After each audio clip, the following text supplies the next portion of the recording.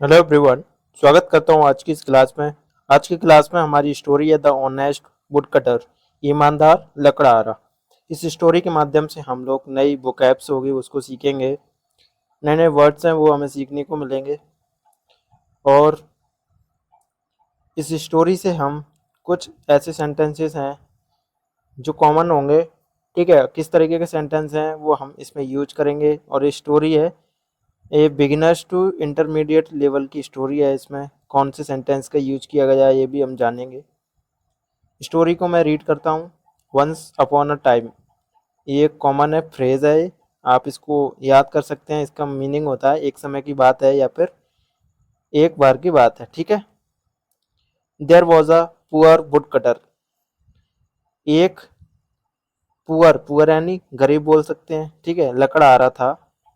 Who lived near a forest, और वो कहाँ रहता था? फॉरेस्ट में, जंगल में। ठीक है, नियर मतलब पास में, जंगल के पास में। ठीक है, आगे देखते हैं। एवरी डे, ठीक है, एवरी डे, थोड़ा वेट करिए। एवरी डे, प्रतिदिन। ठीक है, यहाँ तक क्लियर है। प्रतिदिन। ही बेंट, ही बेंट मतलब गया। इसमें बेंट क्या है? ये गो की सेकंड फॉर्म है। इसका मीनिंग क्या निकलेगा? गया। वह गया इनटू द फॉरेस्ट। इनटू मतलब जब हम कोई प्रपोजिशन कैसे यूज करते हैं इनटू का हम, जब उसमें मूवमेंट हो किसी चीज में अंदर के लिए। ठीक है, तो फॉरेस्ट के अंदर जा रहा है तो इसलिए हमने इनटू इसमें प्रपोजिशन यूज किया है, प्रपोजिशन इनटू का। ठीक है, तो he went into the forest, जंगल में वो गया। टू कट वुड, किस लिए गया? टू कट वुड, लकड़ी काटने के लिए। इसके बाद आगे देखते हैं स्टोरी में क्या हुआ। ही सोल्ड, सोल्ड किसकी सेकंड फॉर्म है?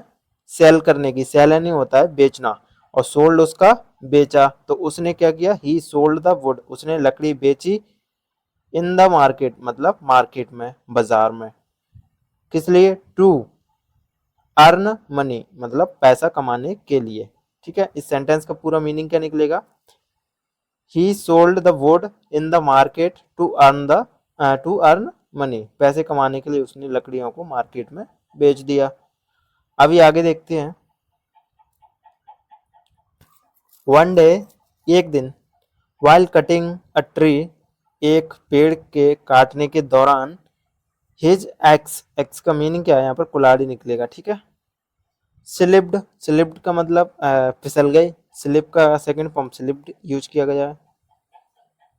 तो x, his ex slipped from his hand, from his hand मतलब उसके हाथों से। एंड फैल इनटू द रिवर, फैल मतलब फॉल यानी गिरना होता है। फैल इसकी सेकंड फॉर्म है मतलब गिरी। ठीक है। इनटू द रिवर मतलब पानी में। अभी इनटू प्रपोजिशन, इनटू जो प्रपोजिशन यूज की गई है इसमें इसलिए यूज की गई है क्योंकि जो मूवमेंट हुई है ना उसमें कुल्हाड़ी नीचे जाती गई होगी, वो रिवर में जाके गिरी, तो इसमें मूवमेंट हुई है इसलिए हमने इनटू प्रपोजिशन का यूज किया है यहाँ पर। आगे देखते हैं फिर क्या हुआ। द रिवर वॉज डीप, जो रिवर थी वो गहरी थी। And he could not find his eggs, ठीक है, तो उसने अपनी जो कुल्हाड़ी थी उसे उसने फाइंड नहीं कर पाया, या फिर खोज नहीं सका वो उसे। ठीक है, या फिर ढूंढ नहीं सका उसे। अभी आगे देखते हैं। द वुड कटर, जो लकड़ा आ रहा था, वॉज वेरी सैड मतलब बहुत दुखी था। फिर क्या हुआ? सडनली, अचानक, अ फेरी, फेरी मतलब फरी, अफेयर्ड, अफेयर्ड यानी दिखी, मतलब कोई चीज दिखी उसे। ठीक है। सी आस्क्ड, उसने पूछा। वाई आर यू सैड, जो फरी थी उसने उस लकड़हारे से पूछा वाई आर यू सैड, आप इतने दुख मतलब आप दुखी क्यों हो, उस तरीके से उसने लकड़हारे से पूछा, ऐसे क्वेश्चन किया। तो यहाँ पर ये सेंटेंस कौन सा है? क्वेश्चन मार्क वाला है, क्वेश्चन टैग वाला है ना। इसको हम क्या बोलते हैं? इंट्रोगेटिव सेंटेंस बोलते हैं। ठीक है, और ये डब्ल्यू एच फैमिली का है। ठीक है, आगे देखते हैं। द वुड कटर सेड, जो लकड़ आ रहा था उसने कहा, said my eggs, fail into the river, जो उसकी कुल्हाड़ी थी वो पानी में गिर गई। इसके बाद आगे देखते हैं, I can not work without it, मैं इसके बिना काम नहीं कर सकता। ठीक है, मैं इसके बिना काम नहीं कर सकता। फिर क्या हुआ, जब फेरी जो परी थी bent into the water, bent नहीं होता है जाना, तो गई, इनटू द वाटर मतलब पानी के अंदर, and brought out a golden, और ये ब्रॉट किसकी, ब्रिंग की सेकंड फॉर्म है, इसलिए मतलब क्या हुआ, लाई, तो लाने के लिए सेकंड फॉर्म लाई का यूज करेंगे हम। ब्रॉट आउट मतलब बाहर निकालना, अ गोल्डन एक सोने की, एग्स मतलब वही कुल्हाड़ी, उसने पानी के अंदर गई और अपने साथ एक सोने की कुल्हाड़ी लेकर आई। सी आस्क्ड और उसने पूछा, इज दिस योर एग्स, उसने बोला नहीं, मतलब ऐसे उसने क्वेश्चन पूछा परी ने कि ये तुम्हारी है, मतलब तुम्हारी कुल्हाड़ी है। द वुड कटर सेड, जो लकड़ा आ रहा था उसने क्या बोला, नो नहीं, दिस इज नॉट माइन, ये मेरी नहीं है, उसने ऐसा बोला। ठीक है, उसने क्या बोला, no this is not mine. तो ये एस और नो वाले क्वेश्चंस होते हैं, उसके तरीके के जो क्वेश्चन जिसमें बना हुआ है, तो इससे आप समझ सकते हैं कैसे हम क्वेश्चन टैग जो होता है या फिर इंटरोगेटिव यस नो वाले जो क्वेश्चंस होते हैं उनको हम किस तरीके से उनको जवाब देते हैं। तो इसमें उसने पूछा परी ने, इज दिस योर, क्या यह तुम्हारी है, तो तुम जवाब कैसे दोगे, अगर तुम्हारी होगी तो आप क्या बोलेंगे, yes this is my, this is mine, है ना। या फिर नहीं बोलेंगे तो आप नो पहले बोल के फिर उसके बाद no this is not mine, ये मेरी नहीं है। ठीक है, इस तरीके से आप सवाल का जवाब करेंगे।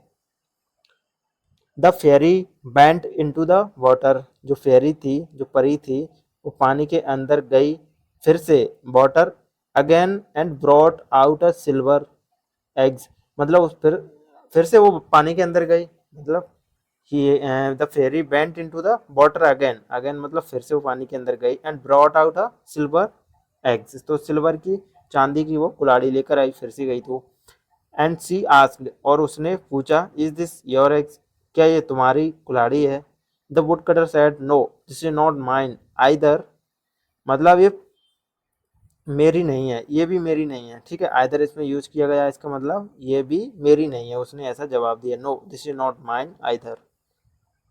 फाइनली अंत में, the fairy brought out his iron axe, तो उसने जो लोहे की कुल्हाड़ी उसकी गिरी थी उसको वो लेकर के आई, फिर से वो पानी के अंदर गई तो।